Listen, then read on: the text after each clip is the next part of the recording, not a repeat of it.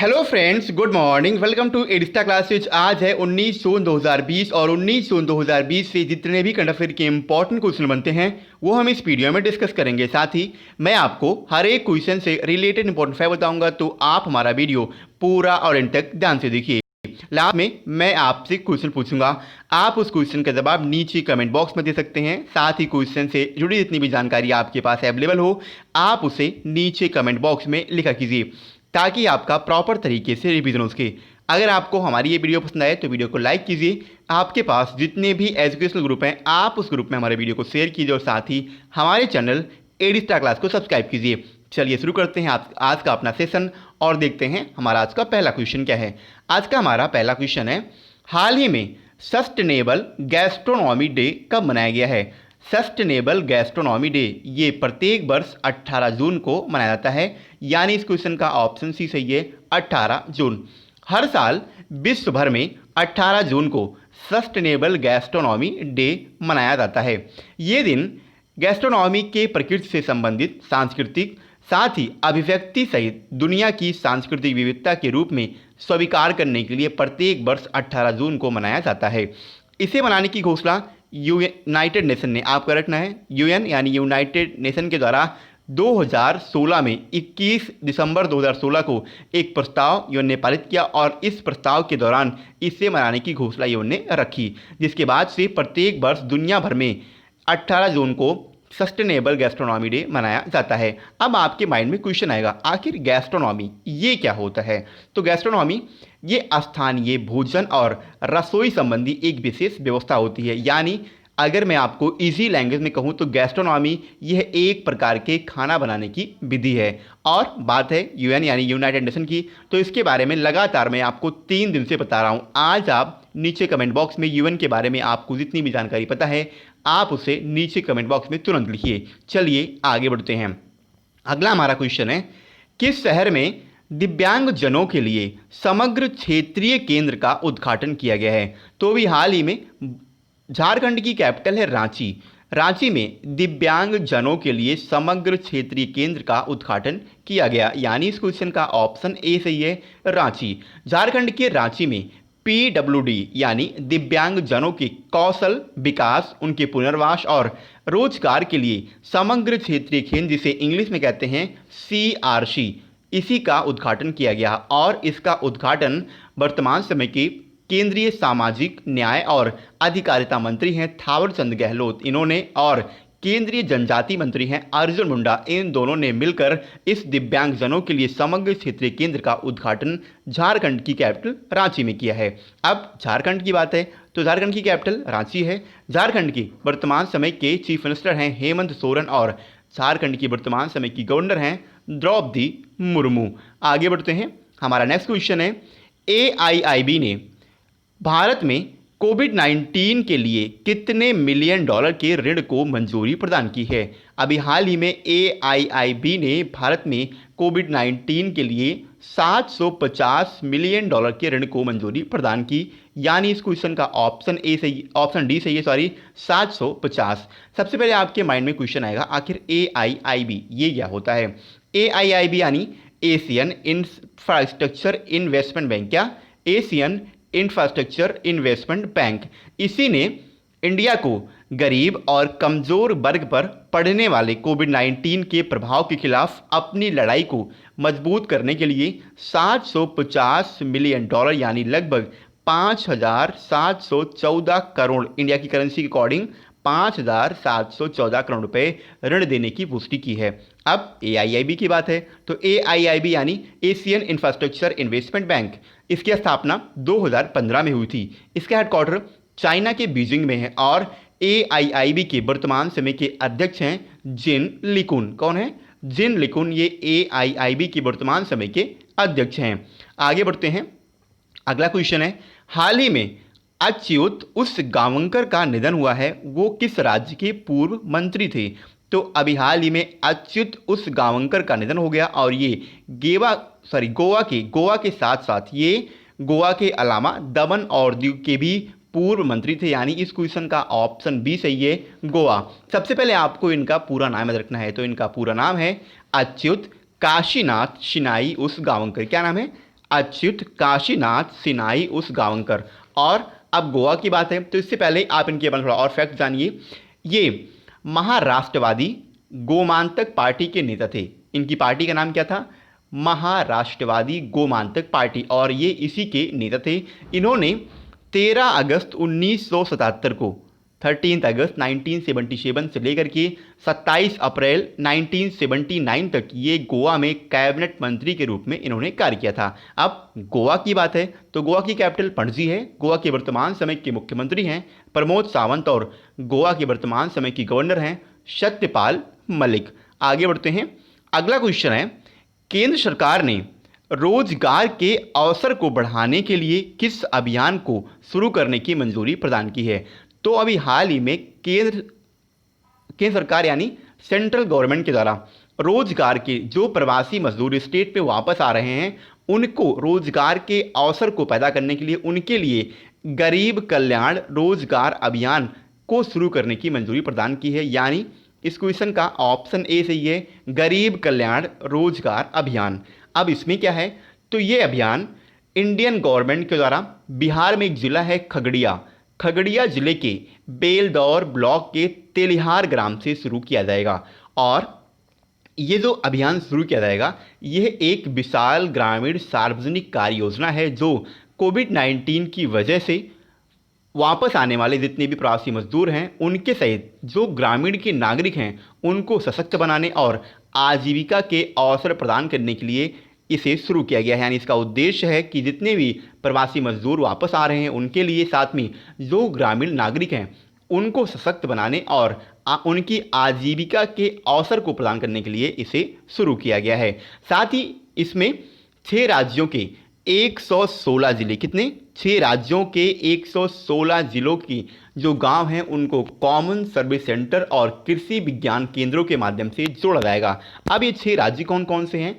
तो उत्तर प्रदेश, मध्य प्रदेश, राजस्थान, उड़ीसा, झारखंड और बिहार, ये 6 राज्य हैं और इन 6 राज्यों के 116 जिलों को आपस में जोड़ा जाएगा। और ये जो अभियान है ये 125 दिनों तक चलने वाला अभियान है। कितने?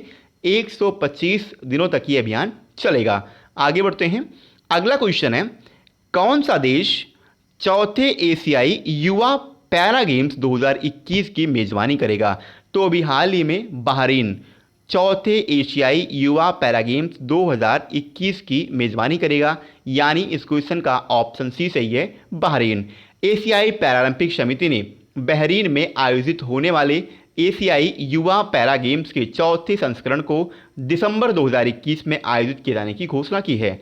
और इसमें एक फैक्ट है, फैक्ट आपके एग्जाम के पॉइंट ऑफ व्यू से मोस्ट इंपॉर्टेंट है।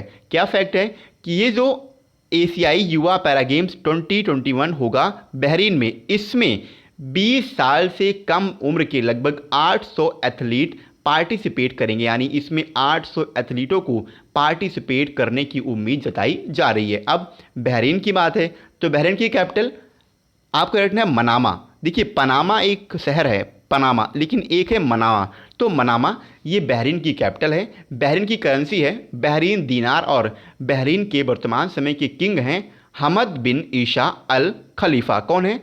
हमद बिन ईसा अल खलीफा।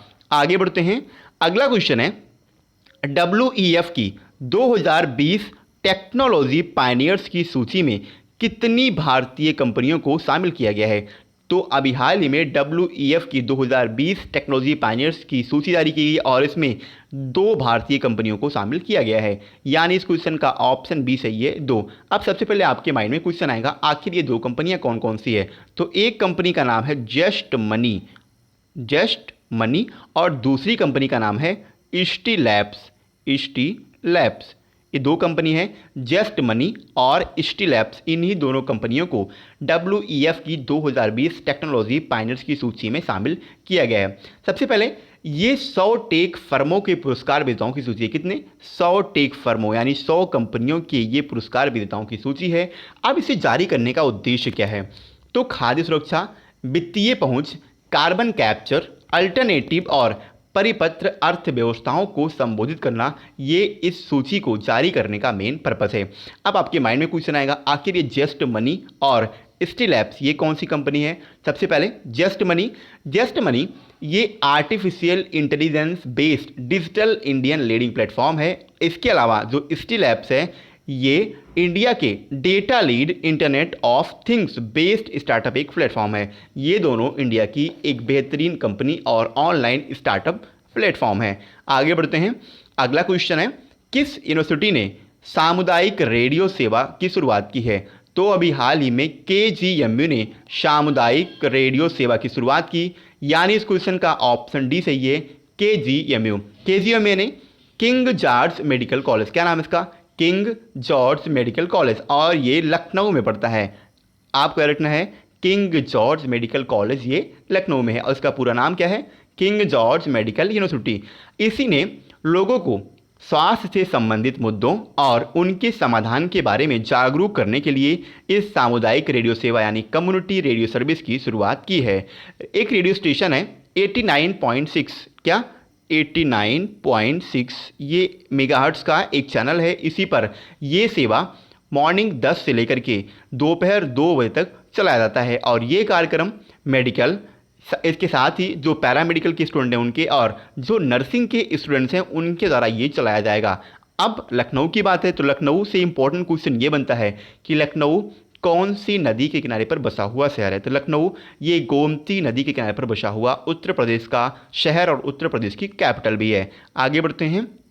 अगला क्वेश्चन है, IMD द्वारा जारी विश्व प्रतिस्पर्धात्मक सूचकांक में कौन शीर्ष पर रहा है? अभी हाल ही में IMD ने विश्व प्रतिस्पर्धात्मक सूचकांक जारी किया गया और इसमें सिंगापुर टॉप पर रहा, यानी इस क्वेश्चन का ऑप्शन ए सही है, सिंगापुर। आपको याद रखना है सिंगापुर ये टॉप पर रहा है, जबकि डेनमार्क ये सेकंड नंबर पर रहा, स्विट्जरलैंड ये थर्ड नंबर पर रहा और नीदरलैंड ये फोर्थ नंबर पर रहा। इसके अलावा हांगकांग 5वें स्थान पर है। इसके अलावा आपको भारत का पायदान यानी इंडिया कौन से नंबर पर है? तो इंडिया 43rd यानी 43वें नंबर पर इंडिया है। 43, आपको रखना है 43वें पायदान पर भारत इस सूची में शामिल है और ये सूची केवल 63 देशों की ये सूची जारी की गई है। अब सिंगापुर की बात है तो सिंगापुर की वर्तमान समय की कैपिटल है सिंगापुर सिटी। सिंगापुर की करेंसी है सिंगापुरियन डॉलर और सिंगापुर के वर्तमान समय के प्रेसिडेंट हैं हलीमा याकूब। इसके साथ ही सिंगापुर की वर्तमान समय की प्राइम मिनिस्टर हैं शी हसीन लुंग। कौन है? शी हसीन लुंग। आगे बढ़ते हैं। अगला क्वेश्चन है, बीसीसीआई के जो लोकपाल हैं जस्टिस DK जैन, इनका कार्यकाल कितने वर्षों के लिए बढ़ाया गया है? तो BCCI Lokpal justice DK Jain का कार्यकाल अभी हाल ही में सुप्रीम कोर्ट के द्वारा 1 वर्षों के लिए बढ़ाया गया, यानी इस क्वेश्चन का ऑप्शन सी सही है, 1 वर्ष। ये सुप्रीम कोर्ट के पूर्व न्यायाधीश भी हैं और अभी बीसीसीआई में बतौर एथिक्स ऑफिसर और लोकपाल के रूप में ये कार्यरत हैं और इनका कार्यकाल 1 साल के लिए बढ़ा दिया गया है। इन्हें सुप्रीम कोर्ट ने फरवरी 2019 यानी 2019 में बीसीसीआई के पहले लोकपाल के रूप में अपॉइंट किया था। अब बीसीसीआई की बात है, सबसे पहले आपको बीसीसीआई का फुल फॉर्म रखना है, BCCI यानी board of control for cricket in India. BCCI की स्थापना 1928 में हुई थी। बीसीसीआई का हेडक्वार्टर मुंबई में है और बीसीसीआई के वर्तमान समय के अध्यक्ष हैं सौरभ गांगुली। आगे बढ़ते हैं। कल मैंने आपसे क्वेश्चन किया था, हाल ही में हुई global partnership on artificial intelligence में कौन सा देश बतौर संस्थापक शामिल हुआ है? तो अभी हाल ही में अपना देश Bharat global partnership on artificial intelligence में बतौर संस्थापक सदस्य शामिल हुआ है, यानी इस क्वेश्चन का ऑप्शन सी सही था और लगभग सभी बच्चों ने इसका सही आंसर दिया। मैं आपसे एक बार फिर कहता हूं, आपको क्वेश्चन के बारे में जितनी भी जानकारी पता है आप उसे नीचे कमेंट बॉक्स में लिखा कीजिए। चलिए आगे बढ़ते हैं और देखते हैं आज का हमारा क्वेश्चन क्या है। आज का हमारा क्वेश्चन है, कौन सा राज्य मनरेगा के तहत सबसे ज़्यादा रोजगार देने वाला राज्य बना है? क्वेश्चन के 4 ऑप्शन हैं, उत्तर प्रदेश, झारखंड, मध्य प्रदेश और छत्तीसगढ़। आपके पास क्वेश्चन से जुड़ी जितनी भी जानकारी पता है आप उसे नीचे कमेंट बॉक्स में लिखा कीजिए। मैं आपसे बार बार कहता हूं, आप चीज़ों को अगर रिवाइज करेंगे तो आप लाइफ में कभी भी नहीं भूलेंगे और जब तक आप स्टडी कर रहे हैं, जब तक आप कंपटीशन के लेवल पे हैं, जब तक आप कंपटीशन की फील्ड में फाइट कर रहे हैं, तब तक आपको डेली रिवाइज करना चाहिए। और जो मैं आपसे क्वेश्चन करता हूं उस क्वेश्चन से जुड़ी जितनी भी जानकारी आपके पास पता हो आप उसे कमेंट बॉक्स में ज़रूर लिखा कीजिए। जिससे कि आपका प्रॉपर तरीके से रिवीजन उसके। अगर आपको हमारी ये वीडियो पसंद आए तो वीडियो को लाइक कीजिए। आपके पास जितने भी एजुकेशनल ग्रुप हैं आप उस ग्रुप में हमारी वीडियो को शेयर कीजिए और साथ ही चैनल को सब्सक्राइब कीजिए। आज के लिए इतना ही। वीडियो पसंद आई हो तो वीडियो को लाइक कीजिए। जय हिंद।